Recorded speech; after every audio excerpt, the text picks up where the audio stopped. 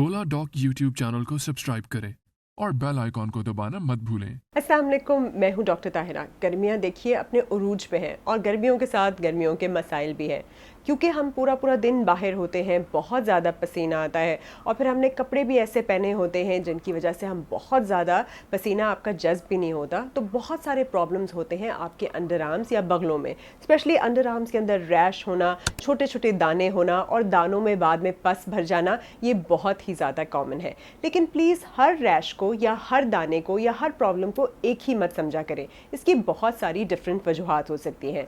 जो हमारे दाने होते हैं बगलों में, वो इसलिए होते हैं क्योंकि इस जगह पे बिल्कुल हवा नहीं लगती, बहुत सारा पसीना आता है। बाल भी होते हैं, फॉलिकल्स जिसे कहते हैं वो भी होता है, स्वेट ग्लैंड्स जिससे पसीना निकलता है वो भी होता है, सीबम प्रोडक्शन भी होती है, गंद और सारा कुछ भी वहाँ जाके फंस जाता है। और क्योंकि फ्रिक्शन होती है ना, बार बार इस तरह से फ्रिक्शन होती है, वो एक दूसरे से रगड़ खाता है, तो वहाँ पे बहुत सारे मसाइल हो सकते हैं। अब क्या क्या मसाइल हो सकते हैं? एक होता है फॉलिकुलाइटिस या फिर आपकी एक्ने भी होती है। फॉलिकुलाइटिस होता है जब छोटे छोटे दाने हो जाते हैं और दानों के अंदर इन्फेक्शन या पस सी पड़ जाती है, पीप सी पड़ जाती है। साथ साथ रेजर वाले भी होते हैं, जब आप शेविंग करते हैं तब क्या होता है कि शेविंग के कट भी पड़ते हैं और शेव से भी छोटे छोटे बम्प्स हो जाते हैं जो बाद में इन्फेक्ट हो जाते हैं। उसी तरह इनग्रोन हेयर होते हैं कि बाल निकला और अंदर ही जो है ना फिर से ग्रो हो गया, उसमें भी इन्फेक्शन हो सकता है। पाकिस्तान के टॉप डॉक्टर्स के साथ अपॉइंटमेंट बुक करें, वो भी पेशेंट फीडबैक देखते हुए। लाखों लोगों की तरह पाकिस्तान के सबसे बड़े डॉक्टर नेटवर्क का फायदा उठाएं और आज ही ओला डॉक ऐप डाउनलोड करें। ओला डॉक, डॉक्टर का अपॉइंटमेंट आसानी से। फिर यीस्ट इन्फेक्शन या फंगल इन्फेक्शन होते हैं, कैंडिडा होता है जिस क्योंकि यहाँ पे हवा नहीं है, नमी है, बिल्कुल भी जो है हवा लग ही नहीं रही है, तो वहाँ पे फंगस या जैसे जिसे हम कहते हैं ना, जैसे काई लग जाती है, वो भी जमना शुरू हो जाती है। उसमें आपको इचिंग भी होती है, खारिश भी होती है। फिर क्योंकि कॉन्स्टेंटली फ्रिक्शन हो रहा होता है, जो आप डिटर्जेंट यूज़ कर रहे हैं, कभी कभी जो आप डिओड्रेंट यूज़ कर रहे हैं या जिन कपड़े आप यूज़ कर रहे हैं सिंथेटिक या कोई भी और है, या जैसे आप राइडिंग कर रहे हैं या बाइक राइड कर रहे हैं, तो उसमें बार बार फ्रिक्शन से क्या होता है कि कॉन्टैक्ट डर्मेटाइटिस भी हो जाता है, रैश हो जाता है, लाल हो जाता है, इन्फ्लेम हो जाता है। इसी तरह बहुत सारे और प्रॉब्लम्स, प्रिकली हीट, आपकी जो गर्मी की वजह से जो छोटे गर्मी दाने बन जाते हैं वो भी हो जाता है। कुछ लोगों को हाइड्रोएडेनाइटिस सुपरेटोवा होता है, एक ऐसी कंडीशन होती है जहां बहुत ज़्यादा पसीना आने के साथ साथ उनके छोटे छोटे पस फिल्ड दाने हमेशा उनकी बगलों में होते हैं। अब इन सब का जो ट्रीटमेंट मॉड्यूल है वो ज़ाहिर है अलग है। बेसिक चीज़ें जो आपने याद रखनी है वो ये हैं कि आपने लूज़ कपड़े पहनने हैं, कॉटन ब्रीदेबल फैब्रिक के कपड़े पहनने हैं। कोशिश करना है कि ऐसा कपड़ा हो जो बहुत ही ज़्यादा साथ लगा हुआ ना हो, एरेटेड हो और उसमें हवा जाती रहे। दूसरे नंबर पे अपना वेट लॉस ज़रूर कीजिए। बहुत ज़्यादा मोटापा भी उसके अंदर जो है बहुत ज़्यादा रिपीटेड आपको रैशेज हो सकते हैं। वेट लॉस करना, अच्छा पानी, डिहाइड्रेटेड रहना, हर वक्त पानी पीते रहना और अपने हाइजीन का सख्त ख्याल रखना। हाइजीन में ये है कि आप एक अच्छा एंटी बैक्टीरियल वॉश यूज़ कर सकते हैं। क्लोरेक्सिडीन वॉश होता है, बेंजोइल पेरोक्साइड वॉश होता है, आपने अच्छी तरह से उसको धोना है। अगर कोई डिटर्जेंट या कोई सोप आपको सूट नहीं करता तो वो मत यूज़ कीजिए, वरना आप अच्छी तरह से उसे धोइए और रोज़ाना 2 दफ़ा नहाने की कोशिश ज़रूर कीजिए, स्पेशली एक तो सुबह उठने के बाद या फिर पूरा दिन की जो एक्टिविटीज़ है उसके बाद रात को सोने से पहले।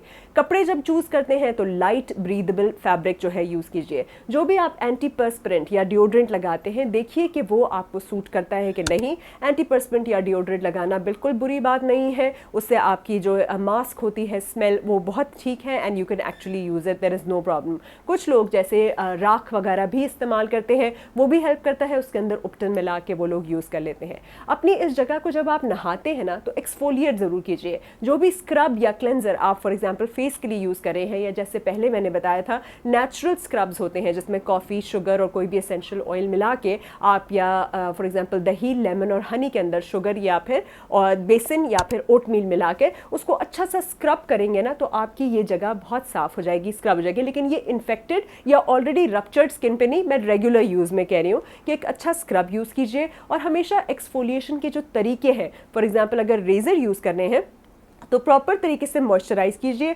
रेज़र को यूज़ नहीं करना, नया रेज़र यूज़ करना है, डायरेक्शन ऑफ हेयर ग्रोथ में यूज़ करना है, और उसके बाद आप एक आफ्टर शेव या फिर एक अच्छी एंटी बैक्टीरियल क्रीम पॉलीफैक्स वगैरह ज़रूर लगाइए। आइडियली तो ये है कि आप हेयर रिमूवल के लिए अपना हेयर लेज़र की तरफ जा सकते हैं। Laser hair removal is always a good option. जिन लोगों को बहुत ज़्यादा पर्स्पिरेशन होती है या बहुत ज़्यादा पसीना आता है, वो बोटॉक्स के इंजेक्शंस भी लगा सकते हैं। तो वो आपके 9-10 महीने जो है आपको काफ़ी ज़्यादा सुकून हो जाता है और उस तरह से आपको पसीना नहीं आता।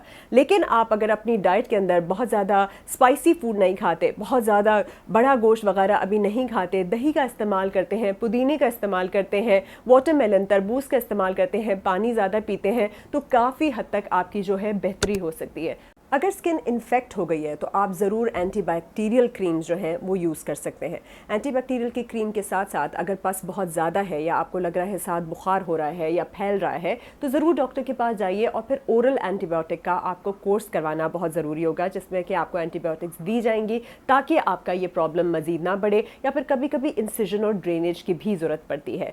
अगर फॉर एग्जाम्पल ये नहीं है, बहुत ज़्यादा ड्राई है, बहुत ज़्यादा इन्फ्लेम है, मतलब लाल हो गया है, सोजिश हो गई है, कॉन्टैक्ट डर्मेटाइटिस है या किसी किस्म की एलर्जी है, तो भी डर्मेटोलॉजिस्ट आपको एंटीहिस्टामीन जो होते हैं या खाने के लिए, या एंटीहिस्टामीन या एक क्रीम जो है वो लगाने के लिए देते हैं, या फिर साथ साथ बहुत थोड़े अरसे के लिए स्टीरॉयड क्रीम भी देते हैं ताकि ये चीज़ सेटल डाउन हो जाए। अगर इन्फेक्शन फंगल है, फॉर इंस्टेंस वाइटिश है, उसमें इच है, उसमें स्मेल से भी आ रही है और फंगल है, तो फिर एंटी फंगल वॉशेस होते हैं, कीटोकोनाजोल वगैरह के वॉश होते हैं, और साथ ही टॉपिकल एंटी फंगल क्रीम्स या फिर ओरल एंटी फंगल जो है वो डॉक्टर आपको प्रिस्क्राइब करके देगा ताकि जो है आपका फंगस भी जो है वो क्योर हो सके। इसलिए हर चीज़ को एक ही तरह से मत ट्रीट कीजिए। ये जानिए कि फंगल है रैश आपका, या कॉन्टैक्ट डर्मेटाइटिस से हुआ है, या कोई एलर्जिक रिएक्शन हो रहा है, या फोलिकुलाइटिस है और साथ जो है वो उसमें आपकी बैक्टीरिया है और आपकी बैक्टीरियल इन्फेक्शन है, पिंपल्स हैं, एक्नी है, बहुत ज़्यादा हार्मोनल है क्योंकि सीबम प्रोडक्शन ज़्यादा हो रहा है, तो आपके हार्मोन्स को भी कंट्रोल करना। और अगर कोई कंडीशन है फॉर एग्जांपल हाइड्रोटिनाइटिस सुपरटोवा की तरह की,